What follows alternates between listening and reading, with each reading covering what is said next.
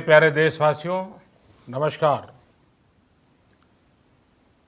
Corona के खिलाफ लड़ाई में जनता कर्फ्यू से लेकर आज तक हम सभी भारतवासियों ने बहुत लंबा सफर तय किया है।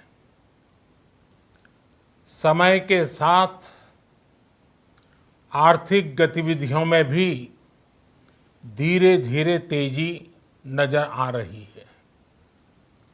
हम में से अधिकांश लोग अपनी जिम्मेदारियों को निभाने के लिए, फिर से जीवन को गति देने के लिए रोज घरों से बाहर निकल रहे हैं। त्योहारों के इस मौसम में बाजारों में भी रौनक धीरे धीरे लौट रही है, लेकिन हमें ये भूलना नहीं है कि लॉकडाउन भले चला गया हो,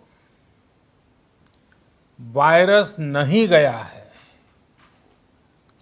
बीते 7-8 महीनों में प्रत्येक भारतीय के प्रयास से भारत आज जिस संभली हुई स्थिति में है, हमें उसे बिगड़ने नहीं देना है और अधिक सुधार करना है।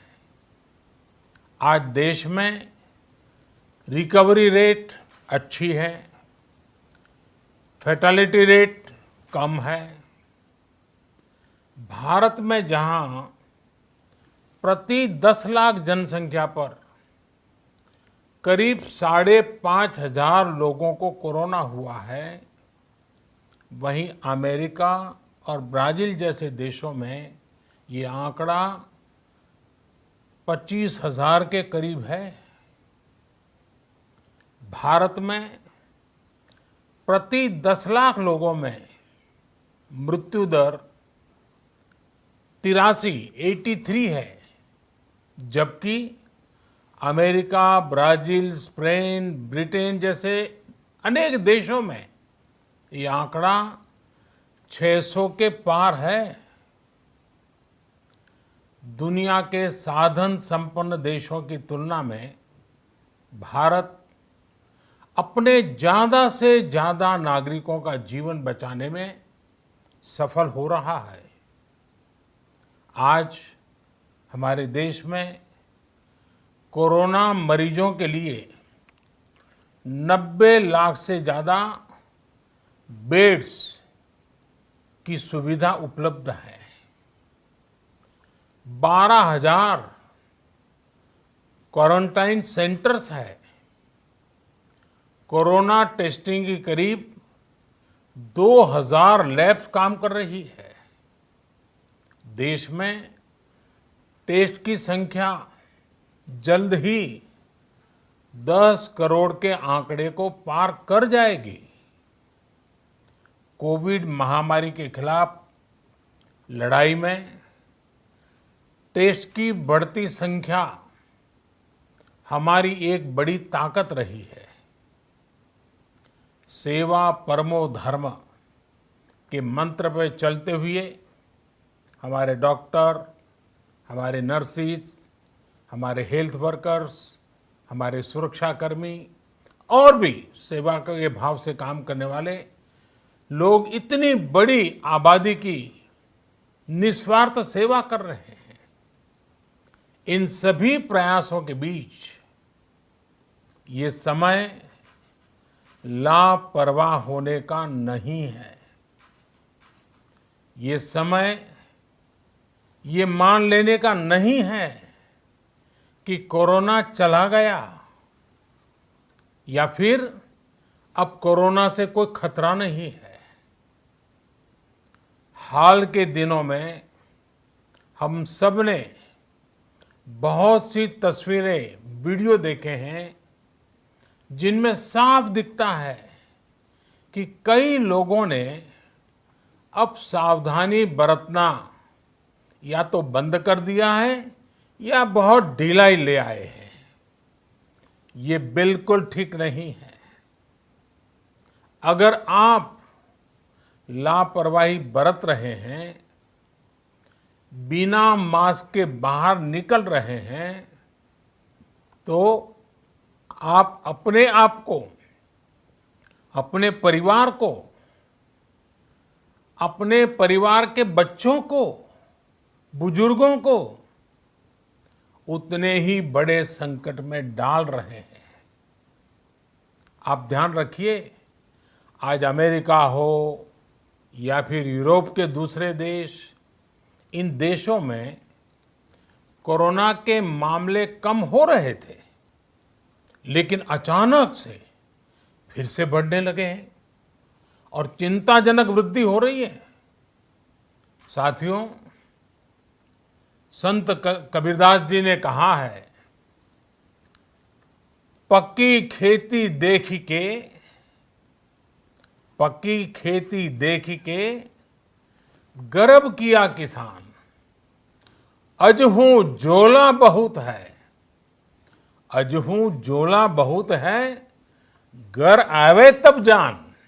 अर्थात कई बार हम पकी हुई फसल देखकर ही अति आत्मविश्वास से भर जाते हैं कि अब तो काम हो गया, लेकिन जब तक फसल घर न आ जाए तब तक काम पूरा नहीं मानना चाहिए।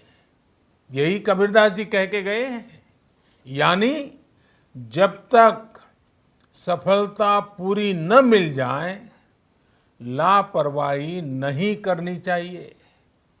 साथियों, जब तक इस महामारी की वैक्सीन नहीं आ जाती, हमें कोरोना से अपनी लड़ाई को रत्ती भर भी कमजोर नहीं पड़ने देना है।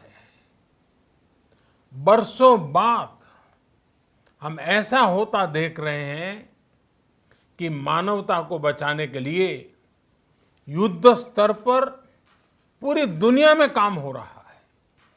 अनेक देश इसके लिए काम कर रहे हैं। हमारे देश के वैज्ञानिक भी वैक्सीन के लिए जी जान से जुटे हैं। भारत में अभी कोरोना की कई वैक्सीन पर काम चल रहा है। इनमें कुछ एडवांस स्टेज पर हैं, आशास्पद स्थिति दिखती है। साथियों, कोरोना की वैक्सीन जब भी आएगी, वो जल्द से जल्द प्रत्येक भारतीय तक कैसे पहुंचे, इसके लिए भी सरकार की तैयारी जारी है।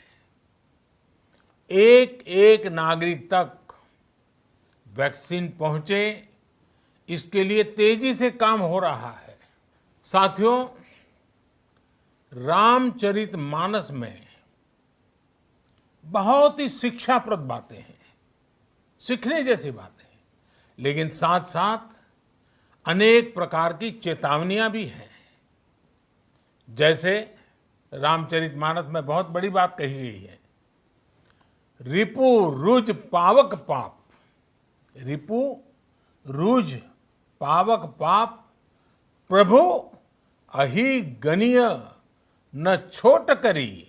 अर्थात आग, शत्रु, पाप यानी कि गलती और बीमारी, इन्हें कभी छोटा नहीं समझना चाहिए। जब तक इनका पूरा इलाज न हो जाए, इन्हें हल्के में नहीं लेना चाहिए। इसलिए याद रखिए, जब तक दवाई नहीं, तब तक ढिलाई नहीं। त्योहारों का समय हमारे जीवन में खुशियों का समय है, उल्लास का समय है। एक कठिन समय से निकलकर हम आगे बढ़ रहे हैं। थोड़ी सी लापरवाही हमारी गति को रोक सकती है, हमारी खुशियों को धूमिल कर सकती है। जीवन की जिम्मेदारियों को निभाना और सतर्कता, ये दोनों साथ साथ चलेंगे, तभी जीवन में खुशियां बनी रहेगी।